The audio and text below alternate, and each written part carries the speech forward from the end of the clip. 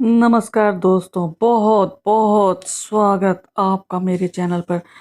मित्रों, पुस्तक समीक्षा कार्यक्रम में लाई हूं मैं नई पुस्तक। इसका नाम है पंच तत्व और मैं लघु कविता संग्रह, और इसकी रचिता है नीरू मित्तल नीर जी। देख सकते हैं आप।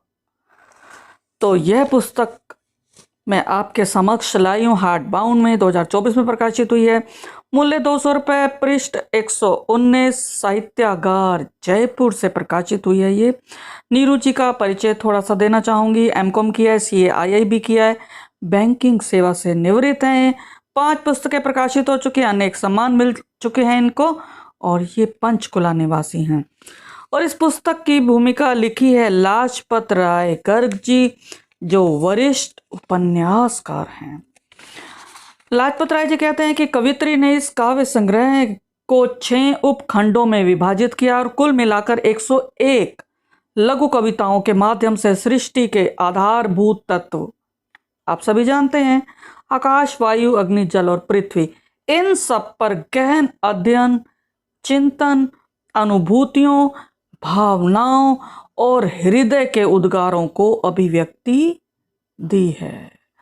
जी दोस्तों, और अब मैं आत्मकथा की बात करूं तो नीरू जी कहती हैं कि हिंदू धर्म की मान्यताओं के अनुसार इस ब्रह्मांड का उत्पत्ति क्रम इस प्रकार है: अनंत, महत, अंधकार, आकाश, वायु, अग्नि, जल और पृथ्वी।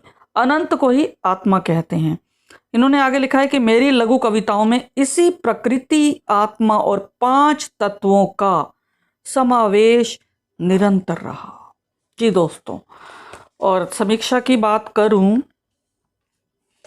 तो दोस्तों मैं आपको बता देना चाहती हूं कि आप सभी जानते हैं पंच तत्वों के बारे में, लेकिन उस पंच तत्वों को उन्हें अभिव्यक्त करना बहुत कठिन है, और उन्हें आज के संदर्भ के साथ जोड़ना उससे भी कठिन है। लेकिन आप सभी जानते हैं कि लेखक के लिए कोई काम कठिन नहीं है, तो नीरू जी ने यह काम किया।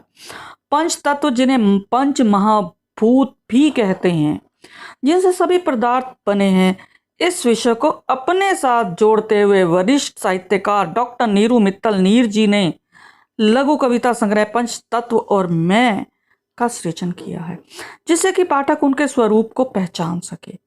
10 पंक्तियों में सुसज्जित हर कविता में मन के भावों के साथ साथ चेतना का स्वर भी मुखरित हुआ है।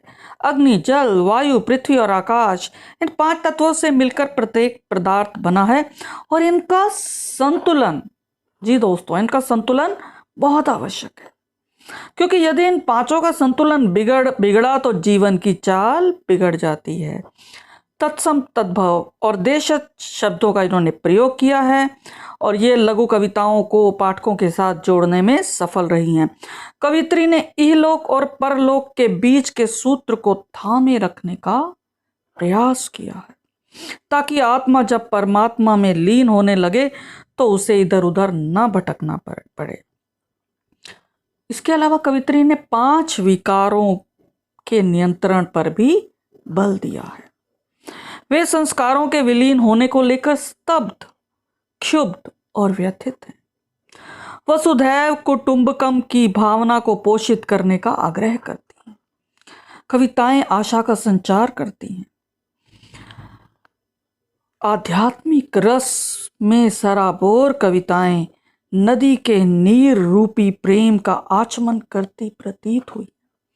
सामाजिक विसंगतियों पर चोट करती लघु कविताएं बुराइयों को नष्ट करने हेतु दुदुम्बी बजा रही हैं।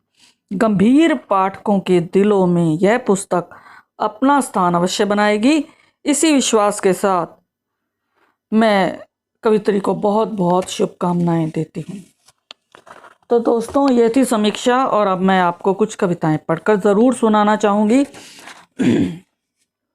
सर्वप्रथम इन्होंने पंच महाभूत, संस्कृत में देखिए इन्होंने क्या लिखा और उसकी व्याख्या लिखी है कि चत्वारो अप्सु गुणा राजन गंधस तत्र च विद्यते शब्दः स्पर्शश्च रूपम च तेजसो अथ गुणास्त्रः शब्द स्पर्शच वायोस्तु आकाशे शब्द एव तु। इसका अर्थ है कि ये 5 गुण 5 महाभूतों में रहते हैं। 5 महाभूतों से सारे प्राणी और पदार्थ बनते हैं।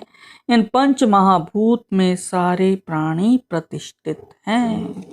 अब प्रथम कविता की बात करती हूँ। पंच महाभूत इसका शीर्षक है कि मिले शिव और आदि शक्ति की 5 तत्वों से सृष्टि रचना, जीव जंतु में फूके प्राण, आकाश वायु अग्नि पृथ्वी जल सर्व विद्यमान रहते सकल, व्यर्थ अभिमान और चतुराई पल की न जाने, सहेजे पाई पाई पंच तत्व निर्मित देह 5 तत्वों में समाई। और उसके बाद देखिए सीखा मैंने, अब इन्होंने मैं को जोड़ा है इसके साथ कि तपती रेत पर चलना, जलधार के बीच खड़े रहना, जलते सूरज से जूझना, आंधी तूफानों का करना सामना, बरसते ओलों में सिर उठा खड़े रहना, निर्मित मैं 5 तत्वों से सीखा मैंने 5 तत्वों के हर क्रोध को झेलना, हर क्रोध को झेलना। ये कविता देखिए प्रेम में जीना। ये कहती हैं कि आकाश मेरा परम आत्मीय, मिट्टी की भीनी खुशबू में रच बस जाना चाहती हूँ, लहराती हवा के साथ झूलना चाहती हूँ, नदी मेरी दोस्त संग उसके बहना चाहती हूँ, सूरज की ऊर्जा मेरे अंतस में समाई, मैं प्रेम में जीना चाहती हूँ, मैं प्रेम में जीना चाहती हूँ। और 5 ज्ञानेंद्रियों की बात की है। कहते हैं कि 5 ज्ञानेंद्रियां 5 तत्वों की प्रतीक है। देखिए कैसे, आंख का स्वामी सूर्य, कान का आकाश, नाक का पृथ्वी, जीभ का जल और त्वचा का स्वामी वायु। सदुपयोग हो 5 इंद्रियों का, 5 तत्वों का महत्व ज्ञात हो, उत्तम सिद्धियां प्राप्त हो, उत्तम सिद्धियां प्राप्त हो। एक बड़ा अच्छा लगा, इन्होंने लिखा है कि आकाश तत्व, इसकी व्याख्या भी करिए कि आकाशात पतितम तोयम यथा गच्छति सागरम, सर्वदेव नमस्कारः केशवम प्रति गच्छति। इसका मतलब कि आकाश से गिरा हुआ पानी जैसे समुद्र में जाता है, उसी प्रकार किसी भी देवता को किया नमस्कार श्री हरि श्री कृष्ण को जाता है, श्री कृष्ण को जाता है। अध्यात्म रस भरपूर बहा है इनमें। और एक और देखिएगा इनकी कविता। ये कहते हैं कि बस आग ही आग, आग है चहु और आग है, क्रोध की भभकती आग, भूखे पेट में सुलगती आग, व्यभिचार की लपकती आग, बेरोजगारी की जलती आग, मजहब की तबाह करती आग, नशे की फैलती आग, ईर्ष्या की धधकती आग, बुझा दो करो शांति है आग, करो शांति है आग। तो शांत रहना चाहिए। और एक और देखिए, बेमानी रिश्ते, ये बड़ी आहत है। कहती हैं कि आंखों की तरलता छिपा, होठों पर ताले लगाती, छलनी होती रूह, अरमानों की उड़ती चिंदियां, सहेजती जोड़ती, रिश्तों पर पैबंद सिलती, रात भर जागती दुआ मांगती कि बस चढ़ा रहे इज्जत का पानी उन रिश्तों पर भी जो हैं बेमानी, जो हैं बेमानी, जो हैं बेमानी। इन्होंने जीवन अर्थ समझाया है कि इस धरा पर रहने का स्थान जिसे घर कहते हैं, छोटा हो या बड़ा कहाँ रखता है कोई अर्थ, बस महत्व होता है प्यार और सम्मान का, आनंद है प्रभु की बंदगी, वरना जाने कब छोड़ दे साथ यह जिंदगी, वरना जाने कब छोड़ दे साथ यह जिंदगी। बहुत सुंदर कविताएं। और आखिरी देखिएगा कि वन कानन, सामाजिक सरोकारों के बीज बोकर मन की मिट्टी पर कलम से चलाया हल, सींचा स्याही से बार बार, भावनाओं की धूप ने सहलाया दुलराया और कविता का पौधा लहराया, साहित्य का वन कानन मुस्कुराया, साहित्य का वन कानन मुस्कुराया, साहित्य का वन कानन मुस्कुराया। बहुत ही संजीदा, बहुत ही भावनाओं से ओतप्रोत कविताएं हैं इसमें।